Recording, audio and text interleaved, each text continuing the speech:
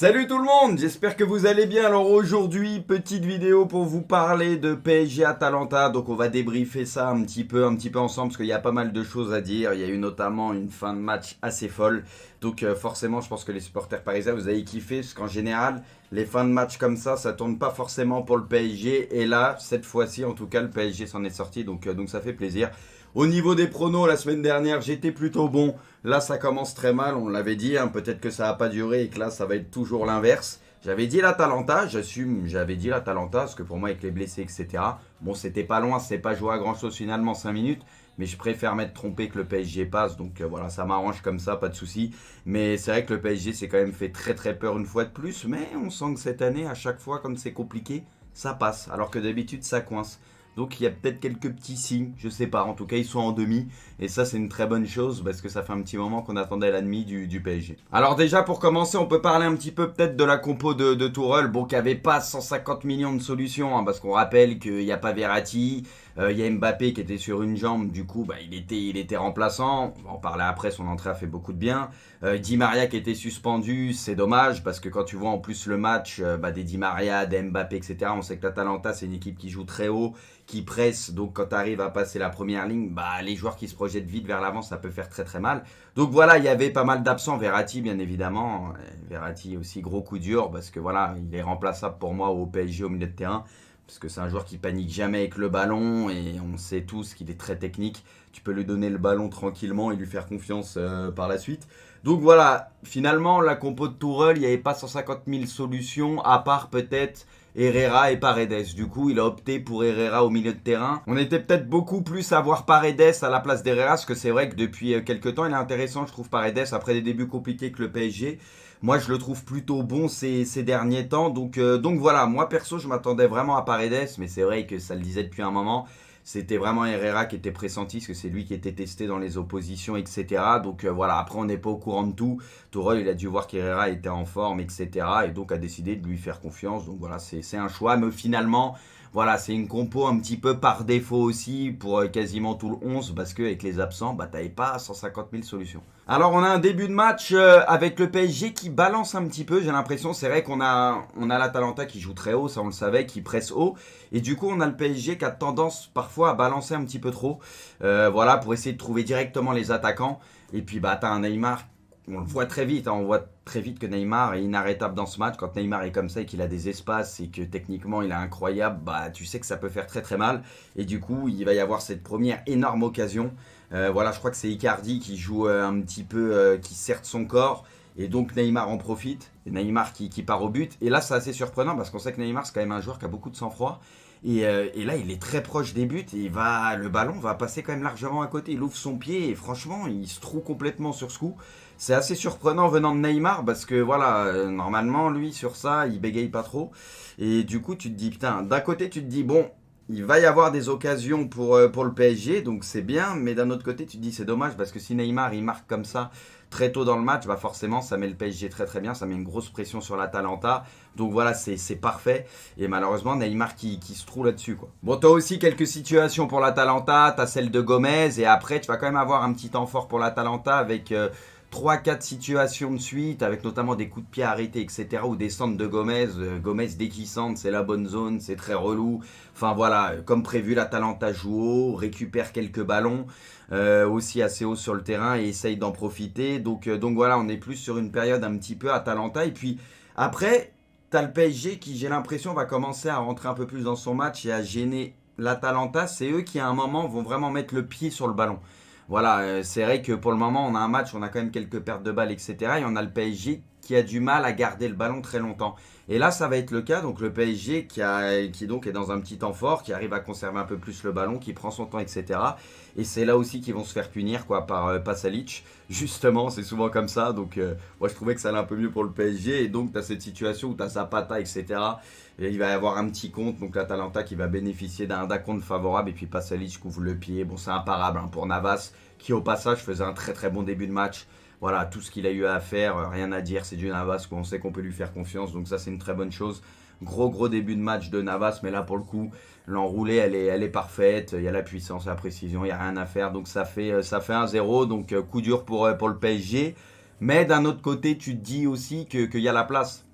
Il y a la place parce que c'est un match qui est assez ouvert et Neymar est inarrêtable. Le problème, c'est que Neymar est beaucoup trop seul, quoi. Dans cette première mi-temps, tu le vois tout de suite, tu as l'impression que les joueurs du PSG lui donnent la balle en mode vas-y, sors-nous quelque chose, débrouille-toi. Donc le truc, c'est qu'il forcément, il est obligé de descendre très bas pour essayer de faire la différence, organiser le jeu. Mais du coup, bah forcément, il part de très bas, il dribble des joueurs.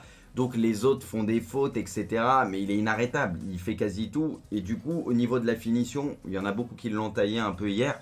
C'est vrai que Neymar, normalement, il est devant le but, bah, il est plus clutch, etc. Mais je pense que Neymar aussi, il a tellement couru, il a tellement donné, et il partait tellement bas qu'à certains moments, je pense que physiquement, il n'était pas forcément au top. Et ça joue quand tu es devant le goal, au niveau de la lucidité, ça peut jouer. Alors la première occasion, non, là, il n'y a pas d'excuse, c'est le début de match, etc. Mais je pense que dans l'ensemble du match, il y a eu des frappes où tu sentais que c'était pas assez appuyé, etc. Mais je pense qu'il s'est tellement dépensé finalement que par moment il était un petit peu cuit. Et vu qu'il était seul et que Sarabia, Icardi, etc. l'ont vraiment pas aidé, on va pas se mentir, bah tu sentais que voilà, il voulait faire la diff tout seul parce que les autres ils étaient pas dedans et ils comprenaient pas quoi. Donc voilà, je pense vraiment qu'il y a quelques circonstances atteignantes pour la finition de Neymar, mais en tout cas inarrêtable. Enfin, c'est du Neymar.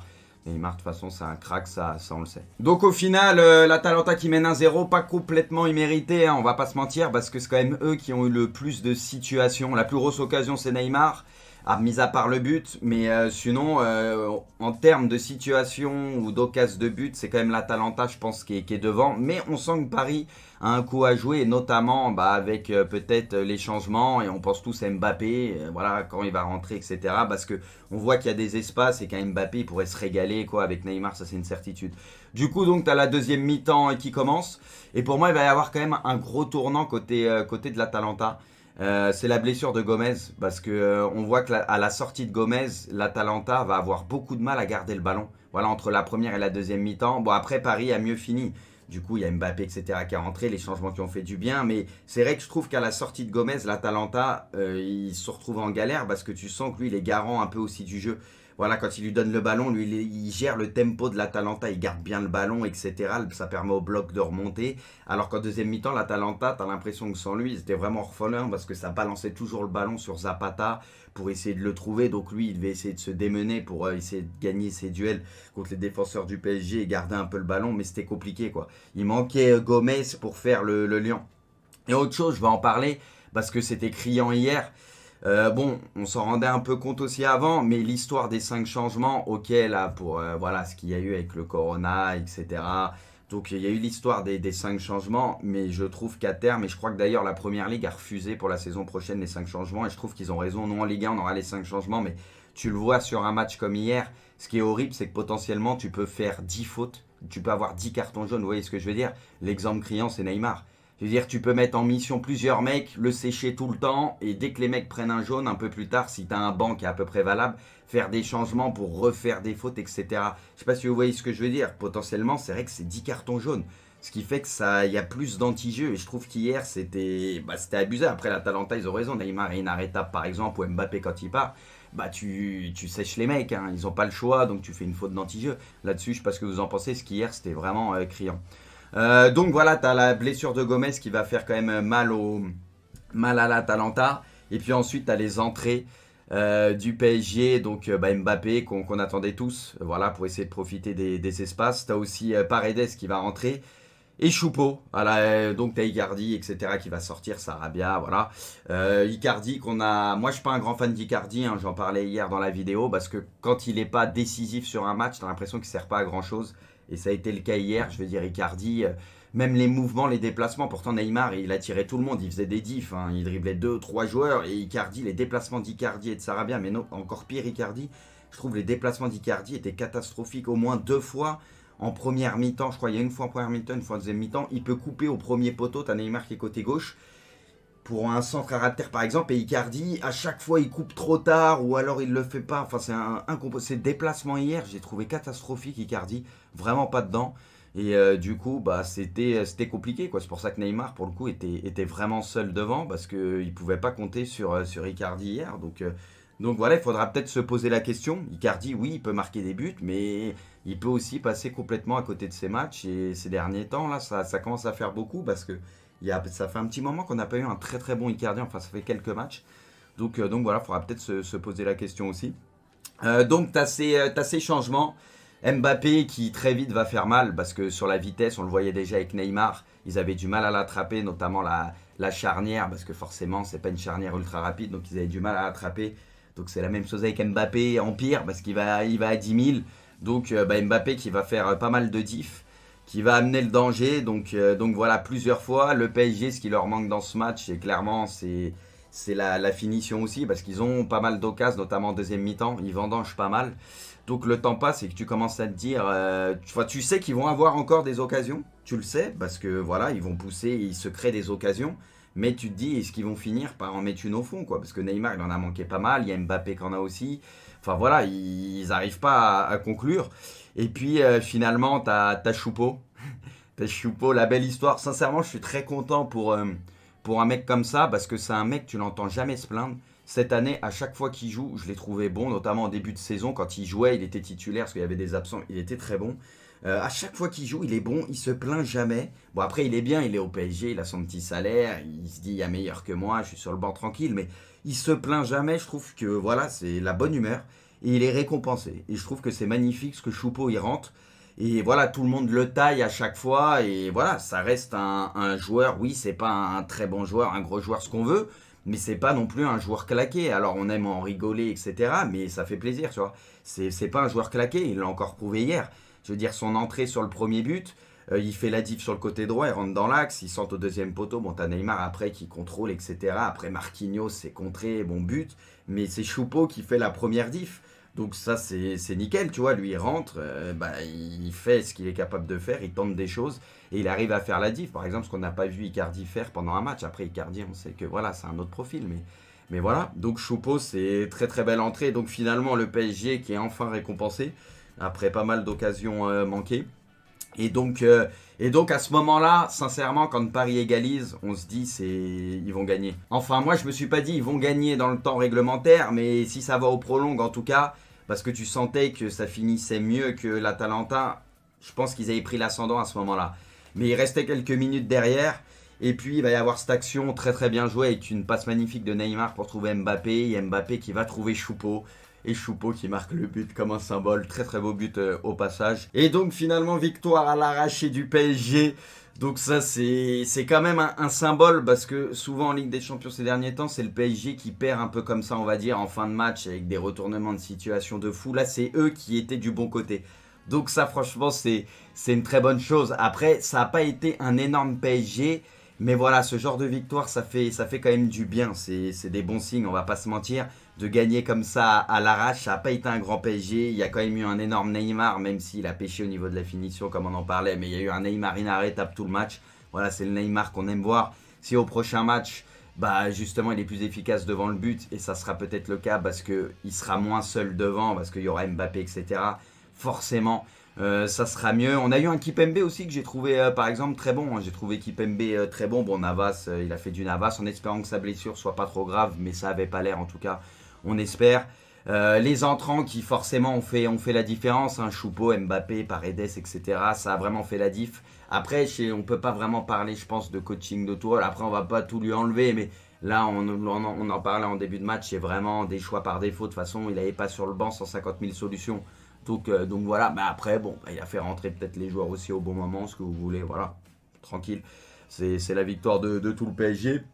Maintenant, reste à voir donc pour ces petites blessures. Mbappé, ce qui est bien, c'est qu'ils l'ont ménagé comme il faut. Il a joué les 30 dernières minutes, il a été décisif. Voilà, son entrée a fait beaucoup de bien. Il s'est pas blessé, donc dans une semaine, ça sera parfait. Il sera titulaire, normalement. Hein, normalement, il n'y a aucun souci. Et du coup, ça va libérer beaucoup de choses et ça fera du bien au PSG. Il y aura aussi le retour de Di Maria. Voilà, maintenant la question c'est est-ce qu'on continue avec Icardi? Moi je pense qu'Mbappé il est fait pour être sur le côté, on l'a vu encore hier quand il rentre et qu'il était sur le côté, il fait trop mal. Voilà, pour profiter de sa vitesse, il faut vraiment que ce soit sur le côté. Mais c'est vrai que ça te donne de plus en plus envie de tester Mbappé, Di Maria et Neymar en attaque. Moi je suis pas pour à la base parce que pour moi Mbappé c'est pas fait forcément pour être dans l'axe. Donc voilà, mais c'est vrai qu'Icardi, il va falloir commencer à se poser peut-être des questions. Peut-être Choupo titulaire, hein. En tout cas, je pense que le peuple parisien va réclamer Choupo titulaire.